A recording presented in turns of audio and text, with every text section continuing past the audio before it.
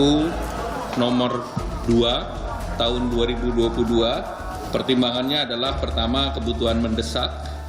Pemerintah perlu mempercepat antisipasi terhadap kondisi global.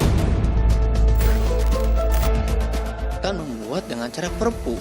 Ini bahkan lebih buruk dibandingkan proses Omnibus Law Cipta Kerja yang pertama. Perpu ini sebenarnya jalan memutar, ya, akal-akalan dari presiden dan pemerintah untuk memberlakukan Undang-Undang Cipta Kerja.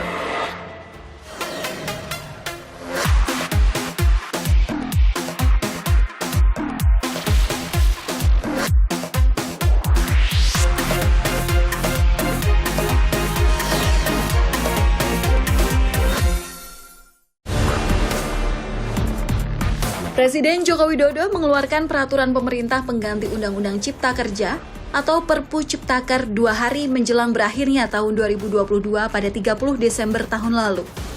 Dan hari ini telah diterbitkan Perpu nomor 2 tahun 2022 dan tertanggal 30 Desember 2022. Pertimbangannya adalah pertama, kebutuhan mendesak. Pemerintah perlu mempercepat antisipasi terhadap kondisi global. Pemerintah memandang ada cukup alasan untuk menyatakan bahwa diundangkannya Perpu nomor 2 tahun 2022 ini didasarkan pada alasan mendesak seperti tadi disampaikan oleh Bapak Menko Perekonomian, yaitu misalnya dampak perang Ukraina yang secara global maupun nasional mempengaruhi negara-negara lain termasuk Indonesia mengalami ancaman inflasi, ancaman stagflasi, krisis multisektor, suku bunga, kondisi geopolitik, serta krisis pangan. Keputusan pemerintah menerbitkan peraturan pengganti undang-undang ini mengundang pro kontra di tengah publik. Kan membuat dengan cara perpu. Ini bahkan lebih buruk dibandingkan proses Omnibus Law Cipta Kerja yang pertama. Kenapa? Karena tidak ada proses partisipatif di sana. Tidak ada melibatkan DPR pembahasannya. Tidak ada masyarakat diminta masukan gitu. Jadi ini lebih buruk lagi, bahkan memperburuk situasi negara hukum yang sudah rusak. Ya, Perpu ini sebenarnya jalan memutar, ya, akal-akalan dari presiden dan pemerintah untuk memberlakukan Undang-Undang Cipta Kerja. Jadi ini copy paste Undang-Undang Cipta Kerja, ya, yang kemudian janggal. Akibatnya, ya, ketatanegaraan kita jadi rusak. Besok ke depan kalau ada undang-undang yang tidak sesuai Undang-Undang Dasar dibatalkan MK, Presiden tinggal keluarkan Perpu. Sementara Ketua Partai Buruh menyoroti kedaruratan yang menjadi alasan penerbitan Perpu ini. Bagi Said Iqbal, kedaruratan penerbitan Perpu seharusnya adalah kasus-kasus PHK yang menimpa pekerja selama masa pandemi. Kedaruratannya adalah darurat PHK. Orang di PHK gampang sekali. Coba lihat kemarin, COVID-19. Coba lihat hari ini. PHK mudah sekali. Itu karena Omnibus Law. Kemudian pesangonnya kecil. Hanya 0,5 kali aturan. Bahkan ada beberapa perusahaan ribuan dibayar cuma 200.000, orang kerja 13 tahun. Bagi kami darurat PHK, juga darurat upah. 3 tahun berturut-turut nggak naik upah. Baru sekarang ini karena kita terus memberikan masukan pada pemerintah, dirubah menjadi Permenaker nomor 18 tahun 2022, tidak lagi menggunakan PP nomor 36. Darurat upah. Menko Polhukam Mahfud MD menyatakan, secara teori, penerbitan Perpu ini sudah tidak ada masalah. Menurut Menko Polhukam, tak perlu lagi mempersoalkan formalitasnya. Saudara, Undang-Undang Ciptaker itu kita percepat karena itu sebenarnya tidak ada unsur-unsur koruptifnya. Itu semuanya ingin melayani pencepatan investasi. Siapa coba? Itu ingin mempermudah bekerja. Malah dalam proses perbaikan itu kita sudah diskusi apa yang diinginkan, masukkan semua. Sehingga nanti di Perpu itu sudah dibahas semuanya, dan saya melihat memang kan reaksinya datang dari akademisi, ya sudah bagus.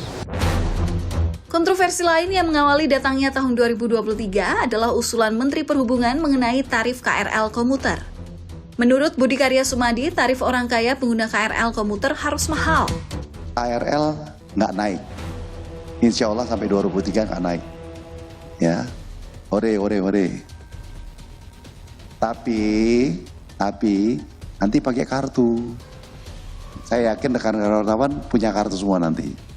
Jadi yang sudah berdasi, ya berdasi bukan apa-apa ya, berdasi memang kemampuan finansialnya tinggi, mesti bayar lain. Ya, jadi kalau yang average sampai 2023 kita rencanakan tidak naik. Dewan Perwakilan Rakyat akan segera meminta penjelasan Kementerian Perhubungan mengenai usulan pembedaan tarif ini.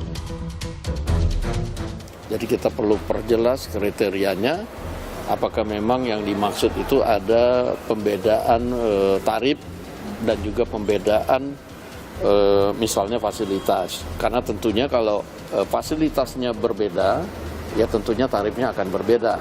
Nah, bahwa kemudian itu yang berbeda itu agak lebih mahal, ya itu nanti kita akan tanyakan. Komisi teknis akan coba tanyakan kepada Menteri pada saat setelah kita selesai. Masyarakat pengguna KRL mempertanyakan mekanisme penerapan usulan ini di lapangan jika memang diberlakukan kelak. Kita kan nggak tahu kan, itu tuh orang yang termasuk golongan kaya atau enggaknya kan kita nggak tahu kan. Jadi kurang efektif sih menurut saya kalau dinaikin menurut statusnya. Orang kaya miskinnya itu kurang efektif. Kalau untuk perbedaan itu sih kurang setuju sih itu. Kenapa? Nanti bakal ada perdebatan ya antara yang kelas atas sama kelas bawah. Nanti mungkin ada penyalahgunaan kali ya untuk mungkin nanti ada yang beli tiket punya kelas bawah padahal dia kelas atas kayak gitu sih. Enggak ya, mungkin jadi kayak harga bakal lebih mahal gitu. Terus satu lagi yang saya bingung itu cara membedakan nanti gimana untuk masyarakat atas, kelas atas sama kelas bawah itu gimana caranya. Pemerintah memprediksikan tahun 2023 masih merupakan tahun yang penuh dengan tantangan. Krisis global mengancam perekonomian dunia termasuk Indonesia. Mengantisipasi krisis tersebut, pemerintah berusaha menggenjot pendapatan negara. Yang kuat, yang punya harta, dan yang punya pendapatan, mereka membayar pajak. Yang lemah, membayarnya lebih sedikit atau bahkan tidak membayar pajak dan dibantu oleh APBN. Itulah yang kita sebut keadilan sosial. Penerimaan pajak menjadi cara pemerintah meningkatkan pendapatan. Kabar mengenai kebijakan pengenaan pajak bagi yang berpenghasilan 5 juta per bulan mengundang komentar dan kesalahpahaman warganet. Akun media sosial Menteri Keuangan menjawab keresahan tersebut. Mengawali langkah memasuki tahun 2023 dengan hati-hati tampaknya menjadi pilihan paling rasional bagi siapapun. Bagi pemerintah, kehati-hatian harus tetap mengutamakan kesejahteraan rakyat dan bukan sekadar kekuasaan mengatur rakyat yang tak punya kuasa.